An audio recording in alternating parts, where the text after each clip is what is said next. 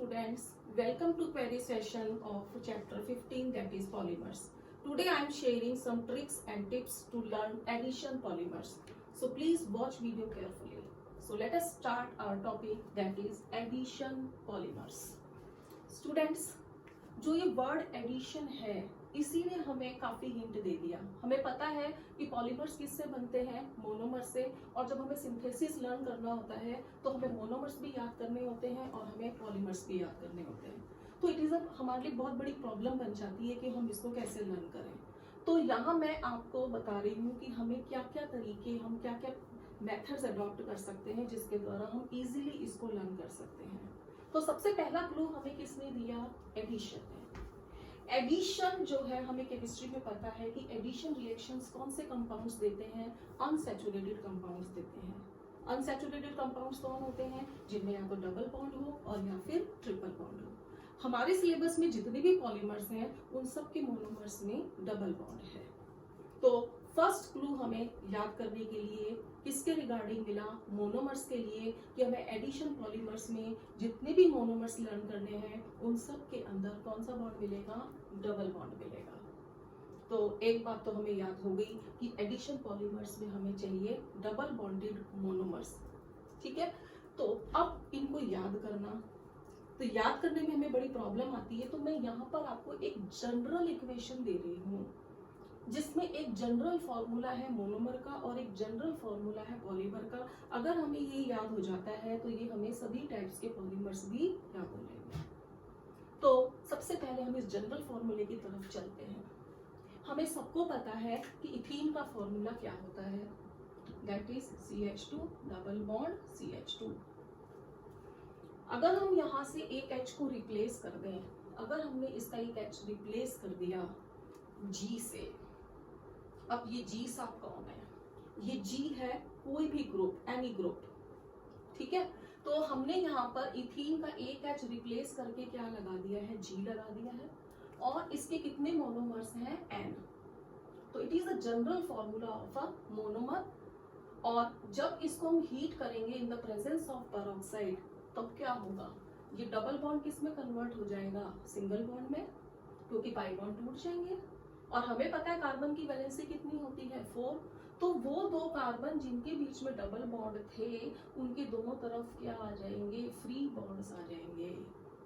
तो ये double bond किस में कन्वर्ट हो गया, सिंगल बॉन्ड में.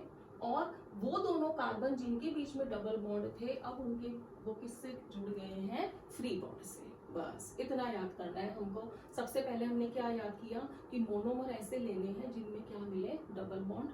और दूसरा कि हमें इथीन का H किससे रिप्लेस करना है, G से. और G से रिप्लेस करने के बाद हम हीट और पेरोक्साइड की प्रेजेंस में हम किसको बना देंगे, पॉलीमर को. ठीक है, so take we take first example, that is ethene to polythene. एक नाम बात और बता दूं आपको कि अगर हमें मोनोमर का नाम याद हो गया है तो हमें पॉलीमर का नाम भी याद हो जाएगा. बस उसके आगे हमें एक वर्ड लगाना है और वो वर्ड क्या है, पॉली. जैसे यहाँ हमारा एक मोनोमर है इथीन, तो जब इसका पॉलीमर बनेगा तो इसके आगे हम क्या लगा देंगे, पॉली.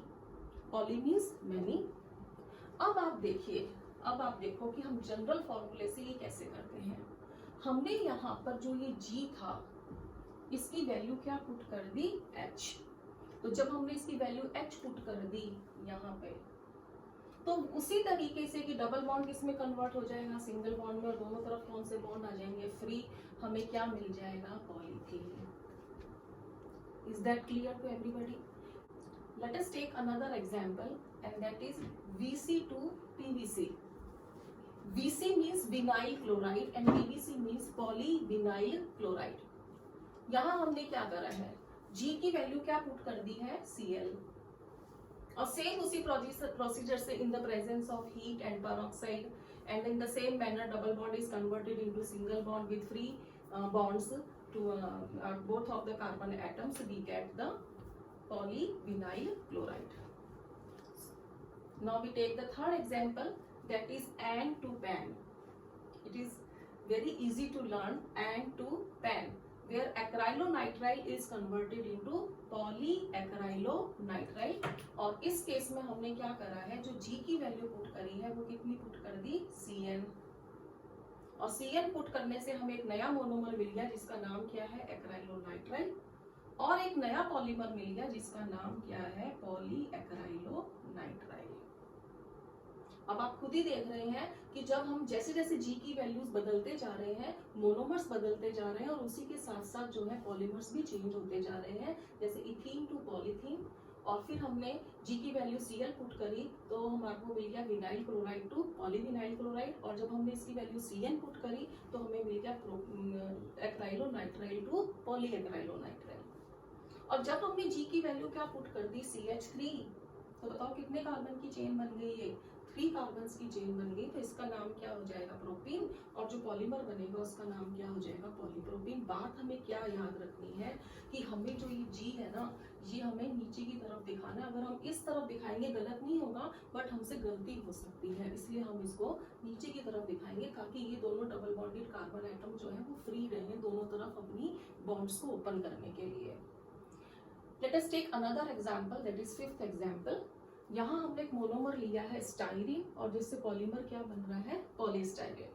अब यहाँ हमने क्या करा, इसी G की वैल्यू को क्या पुट करा हमने, C6H5। तो हमें मिल गया स्टाइरीन। और जब इसका पॉलीमराइजेशन किया तो हमें क्या मिल गया, पॉलीस्टाइरीन। नेक्स्ट एग्जाम्पल में हम देखते हैं तो यहाँ पर हमने देखा है कि जो ये इथीन है, इसके इस कार्बन के दोनों ही हाइड्रोजन हमने क्या कर दिए हैं, रिप्लेस कर दिए हैं। और रिप्लेस किससे करे हैं, CH3 और COOCH3, CH3 और COOCH3। इसका एब्रीवेटेड फॉर्म बहुत आसान है याद करना, MMA। क्या बस कैसे याद कर सकते हैं इसको, मम्मा मम्मा करके हम इसको याद कर सकते हैं। लेकिन मोनोमर का नाम मम्मा नहीं है, मोनोमर का नाम क्या है, methyl math acrylate, methyl math acrylate. Obviously जब इसके पॉलीमर का नाम बनेगा तो क्या हो जाएगा, PMMA। इसी के आगे हमें क्या लगाना है, पॉली लगाना है, तो ये क्या बन जाएगा, poly methyl math acrylate. Last example में हमने क्या करा कि हमने इथीन के जो ये 4 हाइड्रोजन एटम्स थे, इन 4 हाइड्रोजन एटम्स को हमने किससे रिप्लेस कर दिया, 4 फ्लोरीन एटम से। पहले के केसेस में हमने एक एक हाइड्रोजन को रिप्लेस किया था, 6th एग्जाम्पल में हमने 2 हाइड्रोजन को रिप्लेस करा, और 7th एग्जाम्पल में हम कितनों को रिप्लेस कर रहे हैं, 4 के 4 हाइड्रोजन को हमने किससे रिप्लेस कर दिया है, F से। तो जो इसके मोनोमर का नाम है वो क्या है, TFE। कैसे याद करें, टफी। एक पिक्चर थी जिसमें टफी एक डॉगी का नाम था, तो हम ऐसे याद कर सकते हैं इसको, टफी। But it's name of monomer is tetrafluoroethene. 4 fluorine हो गए तो इसका नाम क्या हो जाएगा, टेट्राफ्लोरो। और ये इथीन से बना है इसलिए इसका नाम क्या हो जाएगा, tetrafluoroethene. In the presence of heat and peroxide, it will be converted into polytetrafluoroethene, polytetrafluoroethene, जिसको हम क्या बोल रहे हैं, PTFE। तो अब यदि हमें ये भी नहीं याद रहता कि हमें G की कौन कौन सी वैल्यूज पुट करनी है तो हम क्या करें, इसके लिए भी मैंने एक फॉर्मूला बना रखा है। आप सोचते हो कि मैथ्स केवल मैथ्स में फॉर्मूले होते हैं, केमिस्ट्री में भी हम इस तरह के फॉर्मूले बना सकते हैं जिसका मैथ्स से रिलेशन है। अब देखिए HCF, सबको पता है HCF क्या होता है, मैथमेटिक्स में क्या बोलते हैं इसको हम, हाईएस्ट कॉमन फैक्टर। तो यहाँ पर भी हमने यही करा है, HCF याद कर लिया, हाईएस्ट कॉमन फैक्टर। अब इसमें हमने देखो G को H से कितनी बार रिप्लेस करा है, 1 टाइम, दैट्स व्हाई मैंने यहाँ क्या लिख दिया, H1। और C से हमने इसको कितनी बार रिप्लेस करा है, 6 टाइम्स। देख लीजिए, यहाँ हमने करा Cl से, यहाँ हमने करा Cn से, यहाँ हमने करा CH3 से, यहाँ हमने करा C6H5 से, यहाँ पर हमने इसको करा है CH3 से, यहाँ COCH3 से। बताओ कितनी बार C आ गई हमारे यहाँ पर, 1 2 3 4 5 एंड 6। इसलिए मैंने यहाँ पर क्या लिख दिया, C6। और लास्ट के अंदर हमने चारों हाइड्रोजन को किससे रिप्लेस कर दिया, 4 फ्लोरीन से। तो यहाँ पे मैंने क्या लिख दिया, F4। अब बताओ कैसे नहीं याद होगा? कौन कहता है केमिस्ट्री याद नहीं होती? अगर हमने ऐसे तरीके बना लिए, हमें ऐसे मेथड्स लेने, खुद बनाने हमें इस तरह के मेथड्स, ताकि हमें वो इजीली लर्न हो जाए। ठीक है, और ये हम कब करेंगे, जब हमारा इंटरेस्ट डेवलप होगा। अगर हम सिंपली लर्न करे जा रहे हैं तो वो चीज हमारे लिए क्या हो जाती है, बोरिंग बन जाती है। हमें एक बोरिंग चीज को क्या बनाना है, इंटरेस्टिंग बनाना है। और इंटरेस्टिंग बनाने के बाद फिर देखो वो चीज हमें कैसे याद होती है।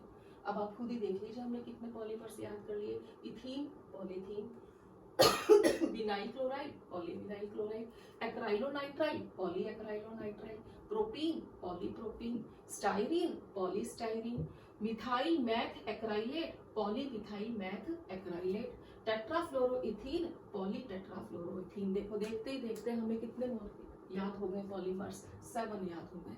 और हमने याद क्या किया इसमें, देखो सिर्फ हमने क्या याद किया कि हमें इस G की वैल्यू को बदलते चले गए, और G की वैल्यू को बदलते चले गए तो उससे मोनोमर बदल गए, पॉलीमर बदल गए। कंडीशंस तो आप देख ही रहे हो, सब में सेम है, सब में हीट करना है, और सब रिएक्शंस किसकी प्रेजेंस में हो रही है, पेरोक्साइड की प्रेजेंस में। और इस G की वैल्यू को भी याद करने के लिए फिर हमने एक फॉर्मूला बना लिया, और वो क्या है, HCF H1C6F4 164। ऐसे याद कर लो, नहीं होता तो HCF 164 ऐसे याद करो। तो this is all about addition polymers. इसमें मैं अब आपको एक चीज और बताना चाहूंगी, और वो मैं आपको बताना चाहूंगी पॉलीथीन के बारे में। बहुत ही इंपॉर्टेंट क्वेश्चन है एनसीईआरटी के अंदर इससे रिलेटेड, इसलिए मैं नहीं चाहती कि मैं वो चीज मिस करूं। तो मैं आपको बताती हूँ पॉलीथीन के बारे में। It is very important. Question क्या है हमारा, कि जो ये पॉलीथीन हम बना रहे हैं ना, ये पॉलीथीन जो है ये 2 टाइप्स की है। There are 2 types of polythenes. Very important. कौन कौन सी पॉलीथीन है भाई, HDP और LDP। 2 तरह की पॉलीथीन्स हैं हमारे पास में। अगर आपने चैप्टर लर्न किया है तो आपके लिए ये वर्ड्स जो है वो नए नहीं होंगे। यहाँ बताती हूँ मैं आपको।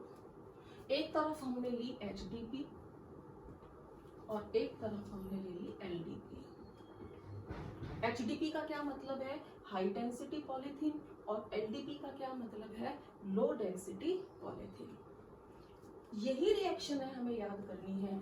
बस जो ये वाली कंडीशन है ना, ये थोड़ी सी चेंज हो जाएंगी दोनों के केसेस में। जब हम HDP लिखेंगे तो रिएक्शन हम यही लिखेंगे। कौन सी रिएक्शन लिखेंगे भाई, CH2 डबल बॉन्ड CH2, ये लिखेंगे। लेकिन ये रिएक्शन किसकी प्रेजेंस में होगी, एक तो उसमें टेम्परेचर हमें मेंशन करना पड़ेगा कि इसका जो टेम्परेचर है वो हमारा 333 से लेकर के 343 केल्विन तक होगा। दूसरा प्रेशर जो है वो 6 to 7 एटमॉस्फेरिक क्या होगा, प्रेशर होगा। और तीसरा सबसे इम्पॉर्टेंट, हाई डेंसिटी पॉलीथीन है ना भी, तो इसके लिए कंडीशन भी कैसी होंगी, थोड़ी सी हाई होंगी कंडीशंस। और यहाँ पर आपको क्या लेना पड़ेगा, जिगलर नाटा। जिगलर नाटा है ना, अजीब सा कुछ नाम, लेकिन याद तो करना पड़ेगा। तो ये एक कैटलिस्ट है जिसका नाम क्या है, जिगलर नाटा। अब कई बार क्या होता है, जब पेपर टफ बनाना होता है तो वो आपसे ये पूछ लेते हैं कि जिगलर नाटा का क्या कंपोजिशन है, जिगलर नाटा कौन सा कैटलिस्ट है। तो actually it is the combination of 2 compounds.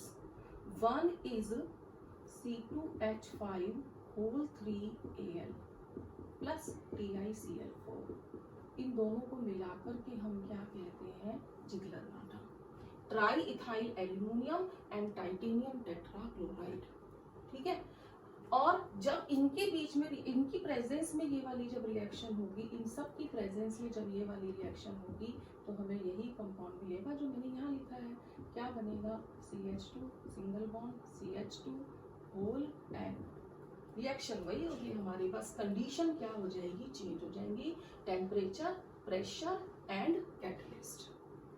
जब हम LDP लेते हैं तो सेम रिएक्शन करनी है, इसलिए मैं वापस नहीं लिख रही हूँ, केवल कंडीशन के बारे में बात कर लेते हैं कि यहाँ 333 to 343 है, लेकिन यहाँ पर क्या हो जाएगा, 350 से लेकर के 370 केल्विन हो जाएगा। और जो प्रेशर है वो 6 to 7 से चेंज होकर बहुत ज्यादा हो जाएगा, that is 1000 to 2000 atmospheric pressure, बहुत ज्यादा। अब चूंकि इसका टेम्परेचर भी ज्यादा है और प्रेशर भी ज्यादा है, तो we need not to use any catalyst, हमें किसी भी कैटलिस्ट को यूज में लेने की जरूरत नहीं है। And the compound will be same, monomer कैसा होगा सेम, पॉलीमर कैसा होगा सेम, जो चीज चेंज होगी वो क्या होगी, कंडीशंस। मैंने आपको पहले भी बताया था, प्रीवियस वीडियो में बताया था, किसी भी चीज को लर्न करो तो कंपैरेटिव करो। नहीं याद रहता भाई एचडीपी क्या थी, एलडीपी क्या थी, नहीं याद रहता तो हम उसको कंपैरेटिव करेंगे ना याद। तो हम ऐसे भी याद कर सकते हैं कि जो हाई डेंसिटी पॉलीथीन है उसमें कंडीशंस में टेम्परेचर और प्रेशर की कंडीशंस थोड़ी लो है, लेकिन कैटलिस्ट का यूज है। ये तो हुई बात इनके सिंथेसिस की। इसके साथ ही अगर हम कुछ और बातें करें रिगार्डिंग एचडीपी एंड एलडीपी, तो एचडीपी की और एलडीपी की प्रॉपर्टी अलग होती है और इसीलिए इनका यूज भी क्या होता है, अलग होता है। पहली बात ये होती है कि ये कैसा होता है, ट्रांसपेरेंट होता है, जबकि ये कैसा होता है, ट्रांसलूसेंट। जब दूसरी बात आपको पता है कि जो एचडीपी है वो हाई डेंसिटी है, तो ऑब्वियसली इसका जो मेल्टिंग पॉइंट होगा वो कैसा हो जाएगा, हाई, और इसका जो मेल्टिंग पॉइंट होगा वो कैसा हो जाएगा, लो। और सबसे इंपॉर्टेंट बात क्या है कि ये हाई डेंसिटी हुई क्यों, क्योंकि इसकी जो शेप है वो कैसी है, लीनियर, जबकि इसकी शेप कैसी है, branch. It is very important, very important, क्योंकि लीनियर होने की वजह से इसकी जो पैकिंग है वो कैसी हो जाएगी, क्लोज पैकिंग हो जाएगी, इसलिए इसकी डेंसिटी हाई हो जाएगी।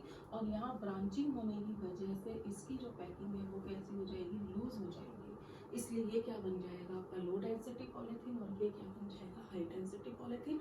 जिसकी डेंसिटी हाई है उसका हम बकेट्स में यूज करते हैं, इसको क्या बनाने में, बकेट्स और टब्स जो बाथरूम में यूज में लेते हैं वो बनाने के लिए, और इसका जो यूज है वो हम करते हैं टॉयज।